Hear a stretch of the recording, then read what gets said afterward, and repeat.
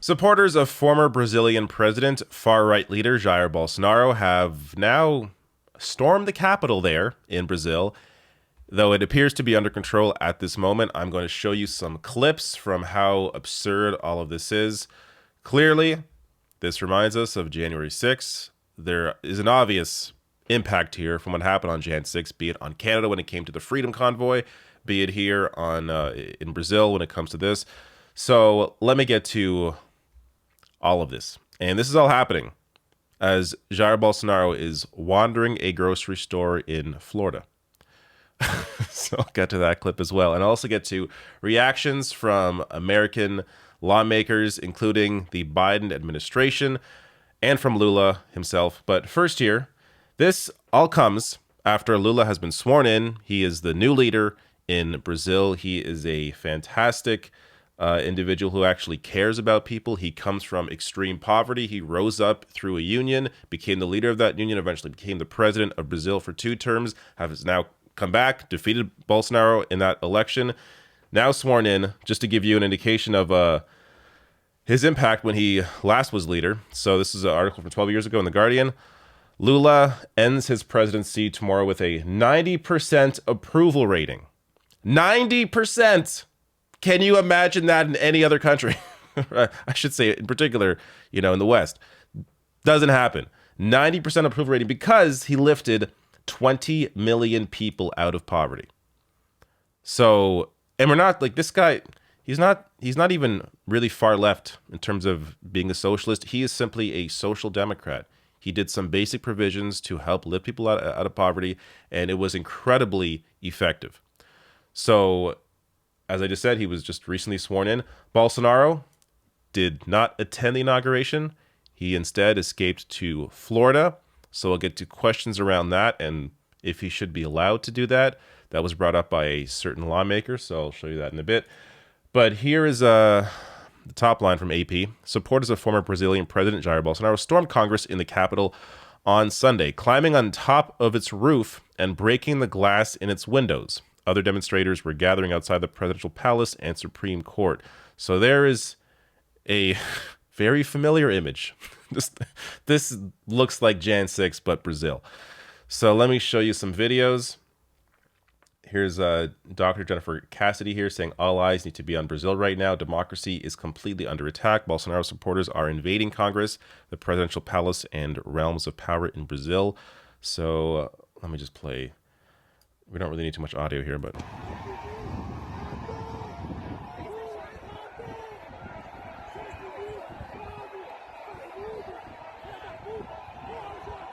So in a bit, I will get to, there is some new reporting now around why so many people were able to be there. I'll get to that in a minute, but look at this incredible scene. Sounds like there's maybe fireworks going off. David Adler here, writing live from the Penalto Palace. Bolsonaristas smash, destroy, and ransack the inside of the same building where Lula was inaugurated last week. Once again, police presence is nowhere in sight. Muito gás, muita fumaça.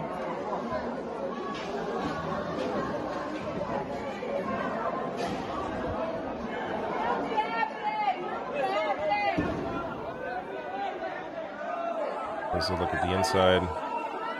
Doesn't appear to be, any police presence here.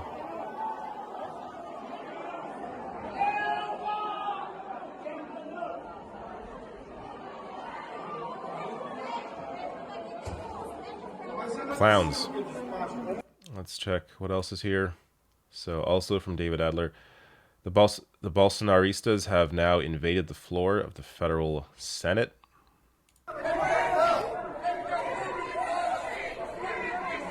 God, this is just... it's almost comical in terms of how similar this looks to January 6th. If you just replace Americans with Brazilians.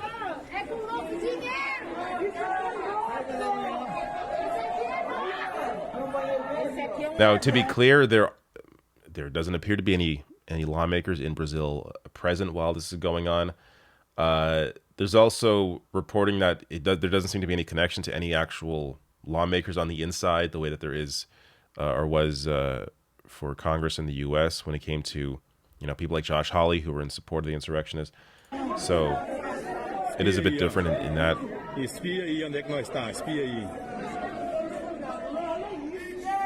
All right. I mean, it's just a bunch of clowns running around. I'm not even sure what else you really need to see here.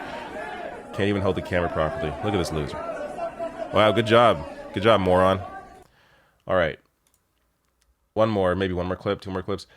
Here is Brazil's Congress remains flooded and in flames. In terms of the physical and institutional damage, there is no comparison to the Jan 6 insurrection at the U.S. Capitol.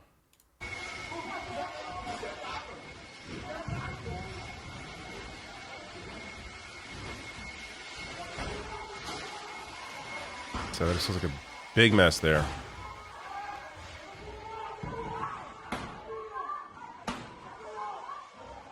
This guy's trying to break windows.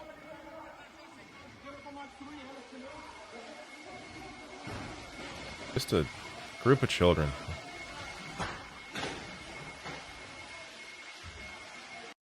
They're fighting for a far-right leader who downplayed COVID-19, got it himself like a million times, ended up in hospital a bunch of times because of it. Someone who helped to destroy the Amazon rainforest.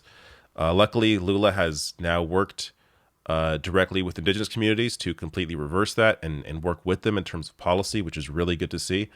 But that's just two examples of how Bolsonaro has been a complete disaster. Got one more clip here. All right, 16 seconds. We can do this. Yeah, this guy looks very passionate. He's very... Look at him. He's fighting for Bolsonaro. Oh, fighting hard for Bolsonaro.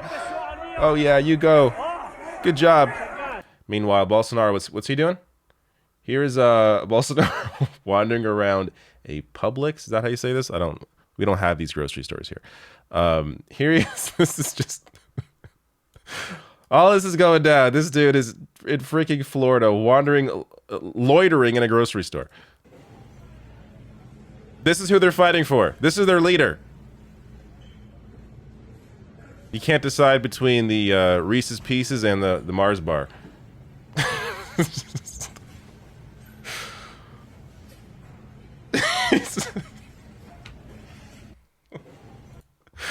Oh my freaking God. So I'm going to get to more on Bolsonaro in a second here in terms of what a lawmaker is saying about this. But as the AP writes, so, I already showed you they destroyed these buildings some called for a military intervention to either restore the far-right Bolsonaro to power or oust Lula from the presidency. So again, we're talking about, these are fascists. Lula won the presidency. Clearly. Here they are saying, we don't like that. We want to change it. We want Bolsonaro back in power. Bolsonaro, I'm not sure if he even really cares at this point. He's enjoying himself in Florida.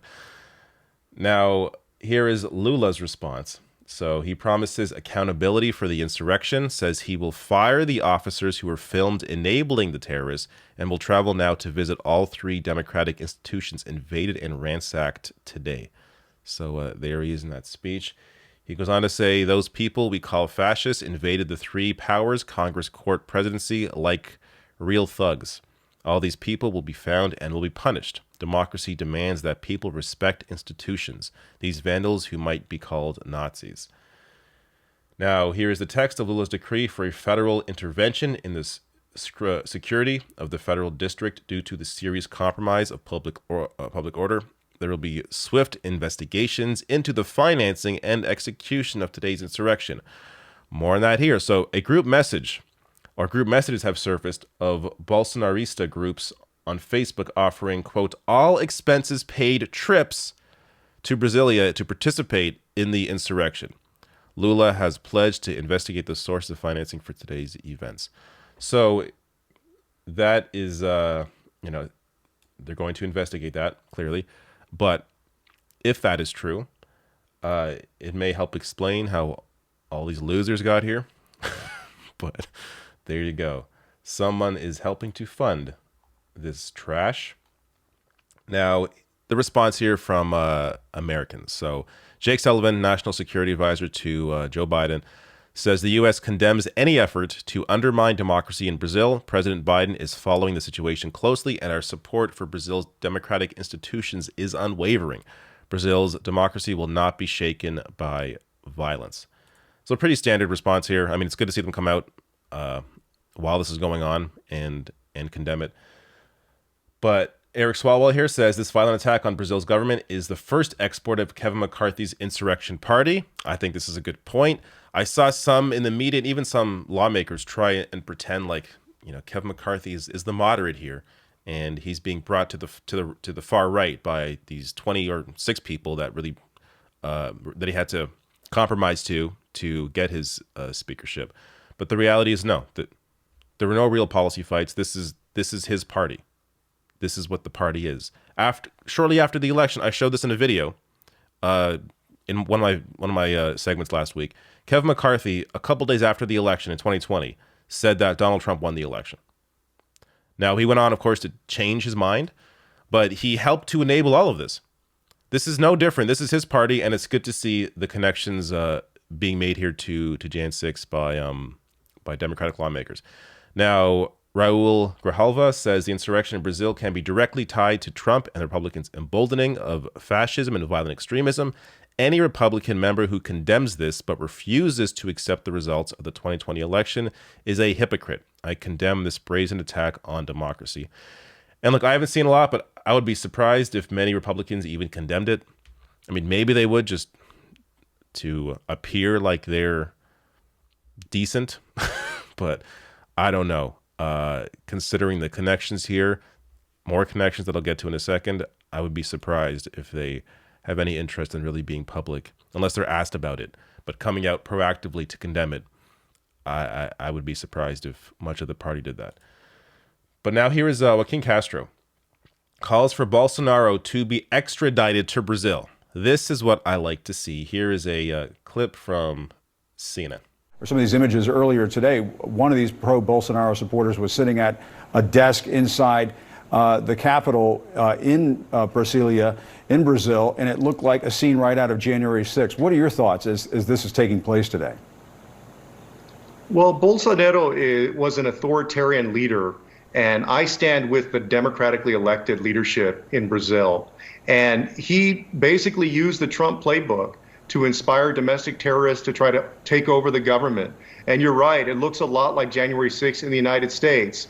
And right now, Bolsonaro is in Florida, and he's actually very close to Donald Trump. He should be extradited to Brazil. In fact, it was reported that he was under investigation for corruption and fled Brazil to the United States. So we were talking about asylum seekers and immigration earlier.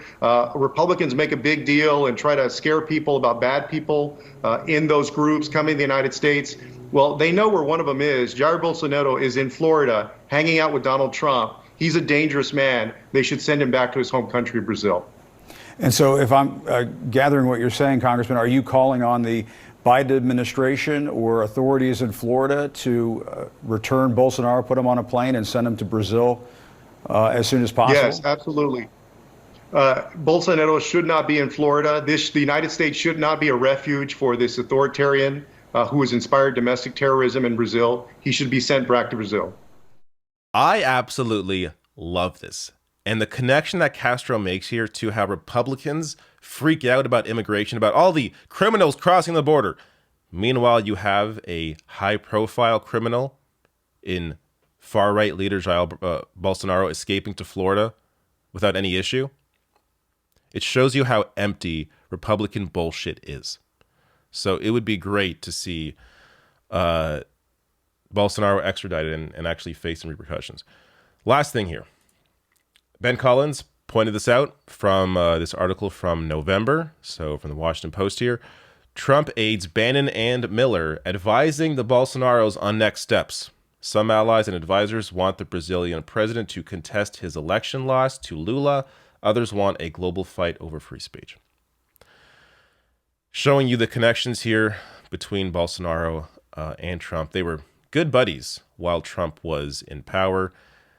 No surprise, he's in Florida, close to Trump. I'm sure they have spoken, but here you have his supporters trying to get him back in. Even though, it's possible Bolsonaro's connected to this, but I don't know. Considering how quick that guy left the country, he seems a little weak to me. But there you go. Craziness in Brazil, another impact of the January 6th insurrection on the world.